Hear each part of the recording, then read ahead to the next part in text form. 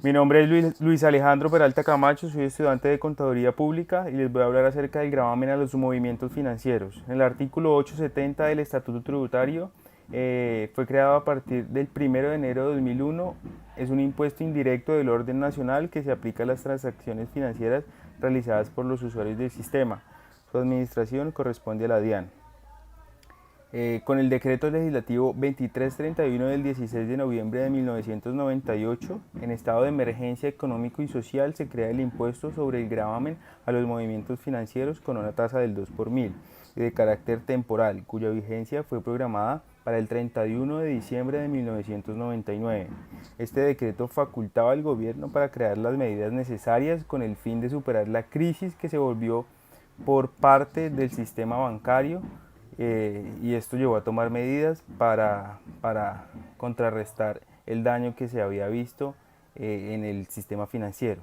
Tras el terremoto en el eje cafetero, el gobierno expidió los decretos del 195 al 198 de 1999, estableciendo la emergencia económica y social, y con el decreto 258 del 99 se reorientaron el uso de recursos del impuesto del gravamen a los movimientos financieros para la atención de los efectos provocados por el desastre.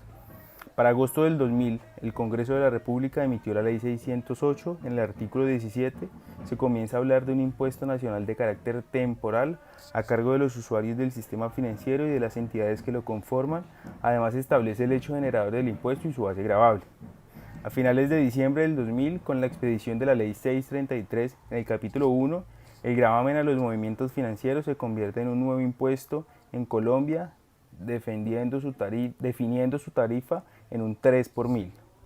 Con el artículo 878 de la Ley 633 se establece la administración del impuesto por parte de la DIAN.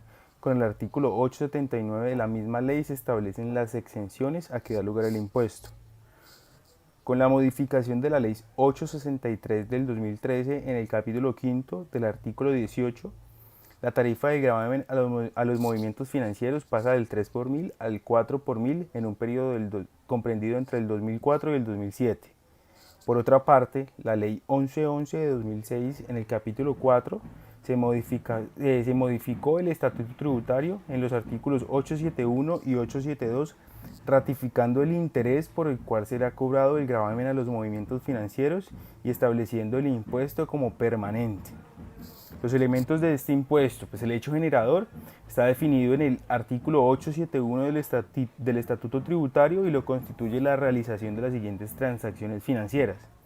Entonces, disposición de recursos de las cuentas corriente o de ahorro por parte de personas o empresas, o disposiciones de recursos de cuenta de depósito del Banco de la República, siempre que tal disposición implique retiro en efectivo mediante cheque, talonario, tarjeta de débito, por cajero electrónico o pagos en puntos de pago.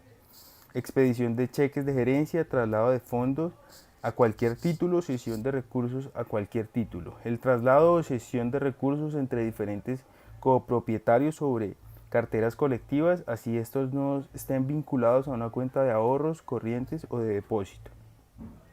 Retiro de recursos por parte del beneficiario sobre carteras colectivas, así estos también estén vinculados a una cuenta corriente de ahorro o de depósito.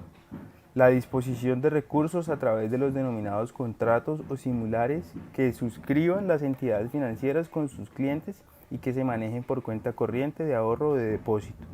Los pagos o transferencias efectuados a través de nota de débito manejado por cuentas contables. Los movimientos contables en los que se configura el pago de obligaciones o el traslado de bienes, recursos o de derechos a cualquier título. El pago de los importes de depósitos a términos mediante labor en cuenta. Los desembolsos de crédito abonados o cancelados el mismo día. Para evitar que la forma de algunas operaciones lleve a suponer que las mismas se están realizando varias transacciones, se consideró que exista solo una transacción cuando se produce el retiro de cheque y el pago del mismo en las cuentas de ahorro de sus clientes para las entidades vigiladas por la Superintendencia de Economía Solidaria. La expedición de cheques de gerencia con cargo de una cuenta corriente o de ahorro del usuario, etc. La causación. Es un impuesto instantáneo y se causa en el momento en que se produzca la disposición de los recursos objeto de la transacción financiera. El artículo 873 del Estatuto Tributario no lo dice. Entonces la base gravable del impuesto está integrada por el valor total de la transacción financiera mediante la cual se dispone de los recursos, también nos lo dice en el artículo 874 del Estatuto Tributario. El sujeto pasivo son los usuarios y clientes de las entidades del sector financiero y demás entidades vigiladas por la Superintendencia Financiera, la Superintendencia de Valores y la Superintendencia de Economía Solidaria, y por medio de ella el Banco de la República. Cuando se trate de retiros de fondo que manejen ahorro colectivo, el sujeto pasivo es el ahorrador individual o beneficiario del retiro. Eso también nos lo dice el artículo 875 del Estatuto Tributario. El agente retenedor o los agentes retenedores, en el artículo 876 del Estatuto Tributario, nos dice que actuarán como agentes retenedores y serán responsables por el recaudo y el pago del gravamen a los movimientos financieros el Banco de la República, las entidades vigiladas por la Superintendencia Bancaria, las entidades vigiladas por la Superintendencia de Valores y las entidades vigiladas por la Superintendencia de Economía Solidaria. Las principales exenciones al gravamen de los movimientos financieros, entonces tenemos las cuentas de ahorro, depósitos electrónicos y las tarjetas prepago para los retiros mensuales hasta por 350 VTs, para lo cual el titular de la cuenta, depósito o tarjeta debe indicar por escrito ante el establecimiento de crédito que dicha cuenta o tarjeta será la única beneficiaria con la exención. Esta se aplicará exclusivamente a una cuenta de ahorros, depósito electrónico o tarjeta prepago por titular, siempre y cuando pertenezca a un único titular.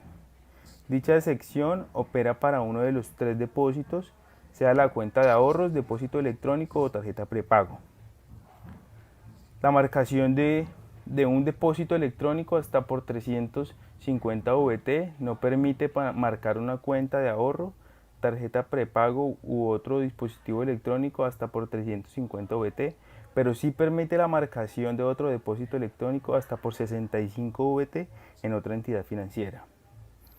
Las transferencias entre cuentas corrientes y de ahorro o tarjetas prepagos nominadas si éstas se encuentran en la misma entidad bancaria y están a nombre de un único y mismo titular.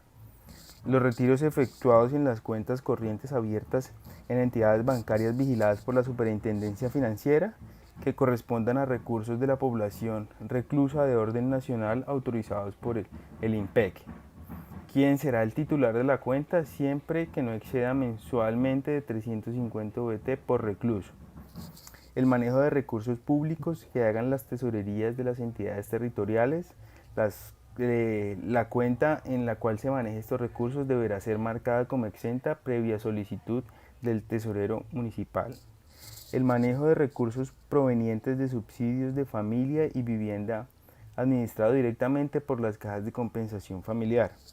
Los corresponsales bancarios tienen derecho a solicitar la marcación de una sola cuenta como exenta en la cual se manejan las operaciones efectuadas en desarrollo del contrato de corresponsalía. Los notarios tienen derecho a solicitar la marcación de una única cuenta notarial en la que reciban ingresos de notaría y que se destinen para efectuar transacciones a los fondos o cuentas parafiscales del notario, a la DIAN, a la Superintendencia de Notariado y Registro y los demás organismos públicos que deban recibir estos ingresos. La cuenta única en la que el gerente de la campaña política abra en un banco para el manejo de los recursos de las campañas políticas, siempre y cuando el gerente de la campaña efectúe la solicitud de demarcación. Cuanto a un desembolso de crédito, solo se cuentan exentos los siguientes desembolsos. Los desembolsos de crédito mediante abonos a cuenta de ahorro o corriente mediante la expedición de cheques con cruce de negociación restringida siempre que el desembolso se efectúe al deudor. El desembolso del crédito y desembolsos efectuados por compañías de financiamiento o bancos para el pago de comercialización de bienes entregados a terceros mediante figuras de leasing financiero con la opción de compra. Cuando el desembolso se haga de un tercero, solo será exento cuando el deudor destina el crédito a adquisición de vehículos, viviendas o activos fijos.